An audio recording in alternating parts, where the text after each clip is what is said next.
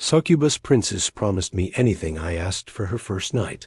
The unexpected rescue, the violet mist of the nether realm, clung to Kale's boots as he trudged through the obsidian forest. 7 years as a wandering blade for hire had taught him to recognize danger before it struck.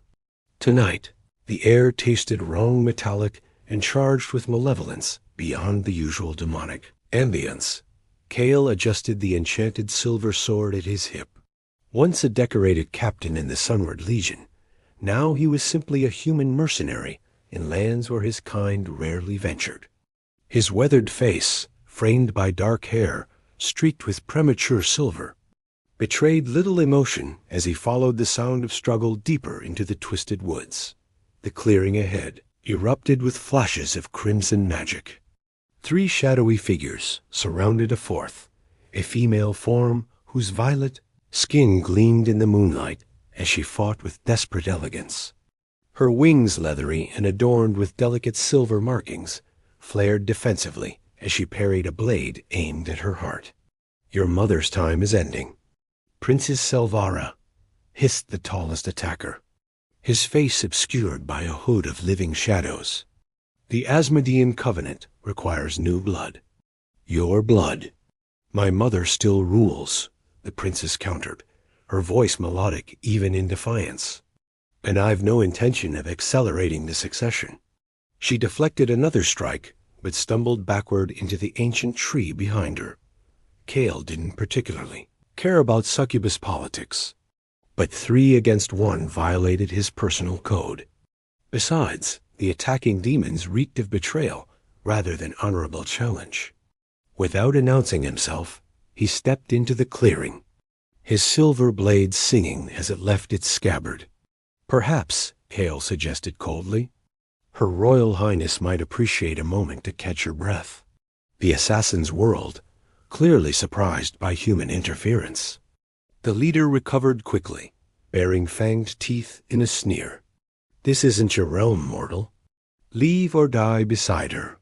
Kale's response was a fluid arc of his blade that separated the demon's hand from his wrist. Black ichor sprayed across the forest floor as the creature howled in pain and rage. The other 2 assassins converged on Kale, but years of fighting creatures stronger than himself had taught him patience.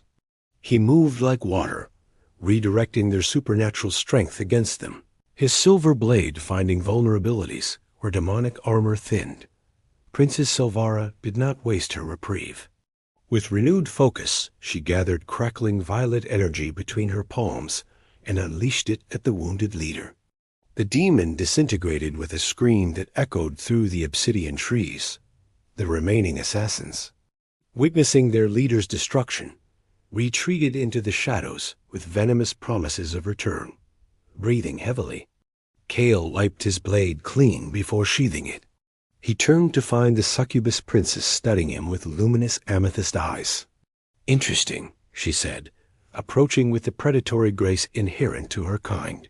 "A human warrior defending a daughter of the nether realm. I don't recall ordering a champion." Kale shrugged. "I don't recall asking who needed help." A smile played across her lips, full and the same deep violet as her skin. Her horns, elegant spirals of obsidian, gleamed in the moonlight as she inclined her head. "I am Princess Selvara of the 9th House. Those were assassins sent by my mother's rivals." Kale, former captain of the Sunward Legion. He offered nothing more. "Well?" "Former captain," she said, her wings folding elegantly behind her back. "You've saved my life, and the 9th House pays its debts. Name your reward." "Gold? Power? Perhaps eternal youth? My kind can be quite ... generous."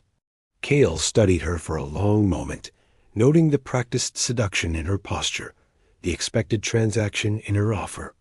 Yet behind her confident smile, he glimpsed something familiar, a loneliness that matched his own. "Your first night," he said simply. Her perfect brows arched in surprise before her expression settled into a knowing smirk. "Just another man, after all," she murmured, though something in her eyes flickered with uncertainty. "Very well." Come to the Obsidian Palace tomorrow at sunset. The guards will admit you." She turned to leave, then glanced back. "I hope you know what you're asking for, human." Few mortals survive a full night with a succubus princess.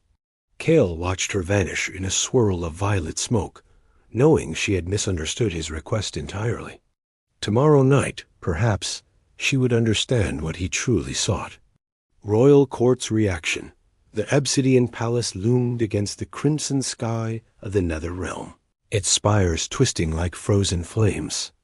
Inside her chambers, Princess Silvara dismissed her handmaidens with an impatient gesture. The violet-skinned succubus paced across the black marble floor, her reflection fragmenting in the dozens of mirrors adorning her walls. "A human," she muttered, trailing her fingers along the silken sheets of her massive bed. "Asking for my first night." Silvara had spent centuries perfecting the art of seduction. As a succubus royal, her powers far exceeded those of common demons. She could drain life force without killing, gift pleasure beyond mortal comprehension, and bind souls with a mere kiss. Yet no being had ever requested something so simple. Her royal advisor, Malachi, a gaunt demon with ash-gray skin, stood rigidly by the door. "Your Highness, the court is in uproar. To grant a mortal such an honor, I made a promise," Silvara interrupted, her amethyst eyes flashing. "The ninth house honors its debts." "He could have asked for kingdoms," Malachi insisted, "for power to level mountains or wealth to purchase armies. Instead, he asks for something any tavern wench could provide." Silvara paused before a mirror, studying her reflection. Her horns gleamed with the jewels she'd adorned them with, her wings folded elegantly behind her back. "Perhaps," she said softly, "that's precisely why it intrigues me." A knock at the chamber door interrupted them.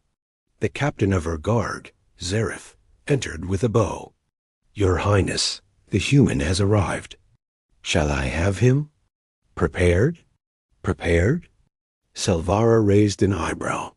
Bathed, perfumed, dressed in finer garments. Zareth's expression betrayed his disgust. He arrived as he was in leather armor, bearing the scars of battle. A smile curved Silvara's lips. "No, bring him directly to the Grand Terrace. I'll meet him there." After her guards departed, Silvara dismissed Malachi and called for a simple gown of midnight silk that flowed like liquid shadow around her form. She wore no elaborate jewelry save for a single silver chain at her throat, a stark departure from her usual ostentatious display of status. The Grand Terrace overlooked the sulphurous lakes and twisted forests of her kingdom. Kale stood at its edge, seemingly unmoved by the dizzying height or the monstrous beauty of the realm below. He turned as her footsteps whispered across the stone. "Princess," he acknowledged with a slight bow, respectful but not subservient. "You've caused quite the commotion among my court," she said, gliding toward him. "They expected you to demand riches or power." "I have little use for either," he replied, his eyes gray as storm clouds meeting hers directly. Silvara circled him, noting the warrior's practiced stillness. "What do you have use for, then?" "Surely not just carnal pleasure. Any succubus could grant that." "I asked for your first night," Kale emphasized, "not a night of service." Confusion flickered across her perfect features. "There's a difference, a profound one." As the twin moons rose over the nether realm, servants brought forth a feast at Silvara's command, exotic fruits, rare meats, and wine that glowed with inner fire. They sat at opposite ends of a table long enough to accommodate 20, but Kale surprised her by moving his chair closer. "I'd prefer conversation to shouting," he explained. Silvara watched him curiously. "Most mortals can barely form coherent sentences in my presence. Yet you seem unaffected." "I've seen much in my travels," Kale said, taking a measured sip of the luminescent wine. "Beauty, however extraordinary, is just one facet of a being. "And what facets interest you?" she asked, leaning forward, the ones rarely shown to others. His gaze was steady, undemanding yet intense. Who is Salvara when she isn't being the succubus princess? The question caught her off guard. For the first time in centuries, Salvara found herself without a practiced response. She watched the human warrior with new interest, sensing this night might unfold quite differently than any she had known before. Revelations by candlelight hours later, the grand dining hall had emptied of servants. Only a circle of floating candles illuminated the space where Salvara and Kale now sat side by side, the formality of their positions abandoned. "You never answered my question," Kale reminded her, his voice low and unhurried. "Who are you when the crown is set aside?" Salvara traced the rim of her goblet, creating a haunting chime. "That's a dangerous question, warrior. Succubi are what others desire us to be. We reflect. We don single quotes T. originate." "I don't believe that," Kale said simply. The princess scoffed, though something in her expression wavered. "You fought in the Sunward Legion. Surely you encountered my kind before?" "Yes, during the Crimson Tide invasion." His face darkened with memory. "I saw what succubi can do to an army's morale. What they did to my men. Then why ask for a night with one of us?" Her wings shifted restlessly behind her. Kale's gaze remained steady. "Because when I looked at you in that forest, I saw something familiar. Something beyond the seduction and power." "And what was that?" she asked, unable to mask her curiosity. "Loneliness." He spoke the word like a revelation. The kind that comes from wearing a mask, so long you forget what lies beneath it. Salvara rose abruptly, moving to the balcony. The cool night air caressed her violet skin as she stared out at her realm. She felt rather than heard Kale approach, stopping a respectful distance behind her. 342 years, she said finally. "That's how long I've been the princess of the ninth house. In that time, thousands have desired my body, my power, my influence. None have ever asked who I am." "I'm asking now," Kale said quietly. Something cracked within her, a fissure in the perfect facade. "Before I was princess, I was a scholar. I collected stories from across the realms. I wanted to understand why beings do what they do, feel what they feel." She laughed bitterly. Ironic for a creature designed to manipulate emotions. Not ironic. Perhaps it's precisely because of what you are that you seek to understand. Salvara turned to study him. "And you, Kale of the Sunward Legion? What drives a human to wander demon realms alone?" A shadow passed across his features. "Atonement, perhaps. My final battle. I gave an order that saved the kingdom, but condemned my soldiers. 200 men and women who trusted me. Dead in an instant." "You carry them with you," she observed, seeing beyond his physical form to the ghostly chains of guilt binding his soul. "Every day," he confirmed. "Their faces, their names. The families I had to face afterward." Without thinking, Salvara reached out, her fingers brushing his cheek. Unlike the calculated touch she normally employed, this gesture held no seductive power, just simple connection. "And that's why you intervened in the forest. Even for a demon princess. Every life has value," he said. "Even those society deems monstrous." The word struck her. "Is that how you see me? A monster?" Kale's gaze intensified. "I see someone who's never been allowed to be herself, who's been molded by expectations and duties into something that pleases others." "You presume much, human," she whispered, but there was no venom in her words. "Then tell me I'm wrong," he challenged gently. Instead of answering, Salvara did something unprecedented. She dissolved the glamour that subtly enhanced her features, the spell that made her irresistible to all who beheld her. Her violet skin remained, her horns and wings unchanged. But the supernatural perfection faded, revealing a face more real, more true. "This is the face no one sees," she admitted, vulnerability edging her voice. Cale studied her, his expression softening. "It's beautiful," he said simply, "because it's real." A single tear, something she hadn't shed in centuries, traced down Silvara's cheek. She hadn't expected this human to see through centuries of carefully constructed walls in mere hours. Yet here he stood, looking at her, truly looking at her, without desire or fear clouding his vision. "This is what you wanted," she realized aloud. "Not possession, not conquest. Connection," he confirmed. "One night where neither of us has to be what others expect. Where we can simply ... be."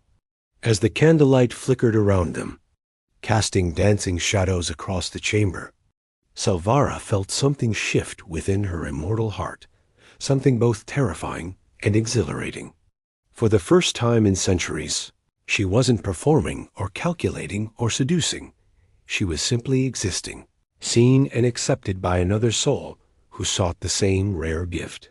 Defying expectations, the midnight bells of the Obsidian Palace tolled 12 sonorous notes as Silvara led Cale to her private gardens, a place no outsider had ever been permitted to enter.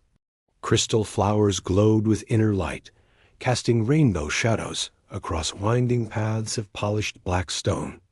The air hung heavy with exotic fragrances from blooms that opened only in darkness. "My sanctuary," Silvara explained, watching Cale's expression as he took in the otherworldly beauty.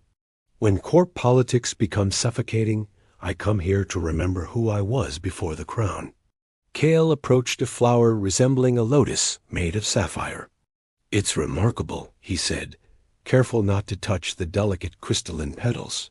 "They respond to emotion," she explained, drawing closer. When her fingers hovered near the blossom, it pulsed with a deeper blue. "They've been rather subdued lately. And now?" Cale asked. Silvara noticed with surprise that the flowers nearest them had begun to emit a warm, golden light, a color she'd never witnessed before. "That's unusual," she admitted.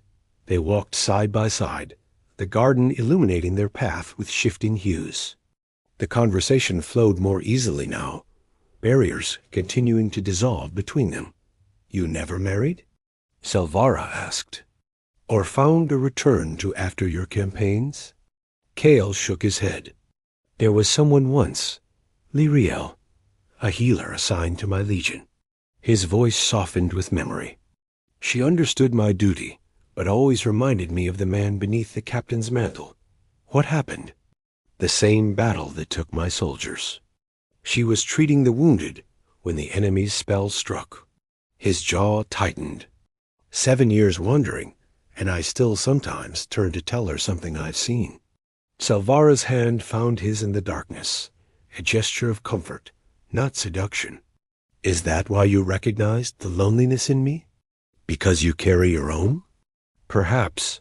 His fingers interlaced with hers. "Or perhaps lonely souls simply recognize each other." A sudden chill swept through the garden, extinguishing the gentle glow of several crystal clusters. Cale tensed, his warrior's instincts alert. Silvara's wings flared defensively. "Something's wrong," she whispered. "The garden's protections." Before she could finish, the air split with a thunderous crack. 3 figures materialized on the path before them, demons clothed in armor of bone and shadow. The assassins from the forest had returned, now joined by a fourth, a tall female with skin like burnished copper and eyes that swirled with hypnotic patterns. "Nivrith," Silvara hissed. "My mother's former advisor." "Former indeed," Nivrith smiled coldly. "As you'll soon be a former princess. How convenient to find both our targets together." Cale's hand moved to his sword, but Silvara stepped forward. "This is my realm, Nivrith." "You've overstepped." "Your realm?" The copper-skinned demoness laughed. "The council has declared your mother unfit to rule." The ninth house falls tonight, beginning with its heir. The assassins attacked in perfect synchronization. Kale drew his silver blade, deflecting a strike meant for Salvara's heart. The princess herself was magnificent in battle gone, was any trace of court, refinement as she channeled crackling energy through her hands, her movements fluid and deadly. "Stay close to me," Kale called, fighting back-to-back with the Succubus princess. Salvara unleashed a wave of power that shattered a nearby crystal formation, sending razor-sharp shards flying toward two of the assassins. One dodged. The other screamed as fragments embedded in his shadowy form. Nivrith targeted Salvara directly, conjuring whips of flame that lashed toward the princess. Salvara caught them with her bare hands, her royal blood allowing her to absorb and redirect the fire. The garden blazed with conflicting energies as the two demonesses battled. Kale dispatched one assassin with a precise thrust through the throat, then turned to face the remaining attacker. The demon was faster than any mortal, but Kale fought with the calm precision that had once made him legendary among the Sunward Legion. He didn't waste movement or energy, using his opponent's supernatural strength against him. "Your human fights well," Nivrith taunted as she pressed her attack against Salvara. "A pity he'll die beside you." "He is not mine," Salvara countered, her eyes glowing with increasing power. "And you've made a critical error, Nivrith." "Oh?" Salvara smiled, and there was nothing of the court seductress in her expression, only the raw power of a royal demon defending her territory. "You attacked me in my garden, where every crystal has absorbed my essence for centuries." With a gesture, Salvara called upon the garden itself. Crystal formations erupted from the ground, impaling the remaining assassin. The pathways began to glow with blinding intensity, responding to their mistress's command.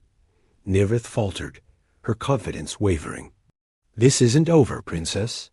The council will hear of your treachery," Salvara finished. "Now leave or join your companions." With a snarl of hatred, Nivrith dissolved into smoke. Retreating from the battle, she now realized she couldn't win Dot as the garden slowly returned to its peaceful state. Salvara turned to find Kale watching her, not with fear at her display of power, but with respect. "You fought well," he said simply. "As did you?" She noticed a cut along his arm. "You're wounded." "It's nothing," he dismissed, but Salvara approached, gently taking his arm. "Allow me," she said softly. Kale tensed.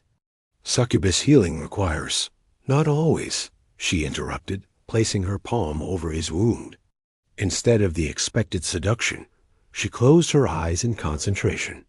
Violet light emanated from her hand, and the wound sealed without a trace. "You didn't use your traditional methods," Kale observed, surprise evident in his voice. Salvara met his gaze.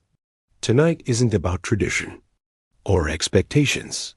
As they stood amid the still glowing garden, something shifted between them, a recognition that they had fought not just for survival, but for each other. Despite coming from worlds designed to be enemies, they had moved in perfect harmony when threatened. "We should return to the palace," Salvara said finally. "There may be others." Kale nodded, but as they walked, neither mentioned that their hands remained joined a bridge between realms that should never have connected. Dawn of understanding. Eastern sky began to lighten with the first hints of dawn, casting the nether realm in a rare golden glow. On the highest balcony of the obsidian palace, Salvara and Kyle sat side by side, watching the transformation of the normally forbidding landscape. "It's almost over," Salvara said quietly. "Your requested night." "Yes," Kale acknowledged, his eyes on the horizon. Neither had slept. After the attack in the garden, they had returned to Salvara's chambers, where she had shown him centuries of collected story scrolls and artifacts from across the realms. They had talked for hours, sharing memories and philosophies, finding surprising common ground between their disparate worlds. My court will expect tales of conquest, Silvara mused, of how I enthralled a human champion. Kale turned to her. And what will you tell them? Nothing, she decided. Some experiences aren't meant to be shared. The rising light played across her violet features, highlighting the genuine expression that had replaced her practiced court mask. Without the constant effort of seduction, she appeared somehow more vibrant, more present. Nivith will return, Kale said, the tactician in him surfacing. With the council supporting her, your position is precarious. I've survived court politics for centuries, Silvara reminded him. Though I admit, tonight has shown me how empty that survival has been. A comfortable silence settled between them before Kale spoke again. I should leave after sunrise. Humans aren't meant to linger in the nether realm. Something tightened in Silvara's chest, an unfamiliar ache. Where will you go? There's a border dispute in the eastern kingdoms. They're hiring swords. He paused. More wandering. More battles, not my own. Is that what you want? She asked. More solitude? Kale considered her question with the same thoughtfulness he'd shown all night. It's what I've grown accustomed to. Penance has a certain comfort in its familiarity. Even if it's not what your fallen comrades would want for you? The question struck home. Kale's eyes closed briefly. Lyriel used to say that guilt makes poor company for a lifetime journey. Silvara took a risk, voicing the thought that had been forming through their night together. What if there were another path? Not solitude, not court politics. Something different. What do you propose, princess? There was a gentle teasing in his use of her title, now acknowledgment of who she was beyond it. I don't know, she admitted. For 3 centuries, I've played my role without question. One night of authenticity hardly qualifies me to reinvent myself. Yet you're considering it, he observed. Because of you. Silvara turned fully toward him. You asked for my first night, not as a princess, not as a succubus, but as myself. No one has ever given me that gift before. The first true ray of sunrise broke over the horizon, bathing them in golden light. In demonic tradition, this marked the official end of their agreement. Kale stood, a warrior's grace in his movement. I should go. Silvara rose as well, her wings folding elegantly behind her. For a moment, she struggled with words, who had mastered every language of seduction. The Obsidian Archives, she said finally. What about them? They need a keeper, someone who values knowledge, who seeks understanding of different realms. She met his gaze directly. The position would provide diplomatic immunity from all 9 houses. Freedom to come and go across boundaries. Kale studied her. Are you offering me a position, Princess Silvara? I'm offering you a purpose, she clarified. And perhaps more nights. Not bound by debt or obligation. Just 2 beings who see each other clearly. The court would never accept a human in such a role. A smile curved her lips, not the practiced seductive one, but something genuine and slightly mischievous. Let me worry about the court. I am, after all, still their princess. Kale looked out at the sunrise, then back to the remarkable woman before him. In her violet eyes, he saw not the lonely future he had resigned himself to, but possibility, a path neither of them had considered before this night. I've wandered for 7 years, he said thoughtfully. Perhaps it's time to explore staying in one place. At least for a while. Silvara's heart, an organ she had believed existed, merely to sustain her immortal form beat with unexpected hope. Is that a yes, former captain? Instead of answering, Kale closed the distance between them. Unlike every other being who had approached her throughout her centuries, his eyes held no hunger for power, no desperation for what she could provide. They held recognition of who she truly was beneath all the layers of expectation and duty. When their lips met, it wasn't the legendary kiss of a succubus that could enslave souls. It was something far more rare and precious, a kiss between equals. Both finally seen for who they truly were not, as the new day dawned across the nether realm. Whispers spread through the obsidian palace of the strange human who had survived a night with the Succubus princess. Some claimed he had made a deal with dark powers. Others insisted he possessed secret protections against her charms. None guessed the truth, that in asking for her first night, Kale had given Salvar her first taste of freedom.